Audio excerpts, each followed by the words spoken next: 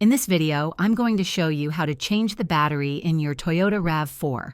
If your car is having trouble starting or electrical components act up, replacing the battery might be the fix.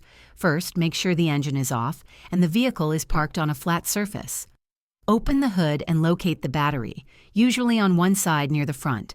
Start by disconnecting the negative terminal, black, using a wrench, then disconnect the positive terminal, red. Remove any brackets or clamps holding the battery in place. Carefully lift the old battery out. It can be heavy. Place the new battery in the tray, secure it with the brackets, and reconnect the positive terminal first, then the negative. Make sure all connections are tight, but don't over-tighten. Close the hood and start your RAV4 to ensure everything works properly. If this video helped you change your Toyota RAV4 battery, please like and subscribe for more simple car maintenance tips. Thanks for watching.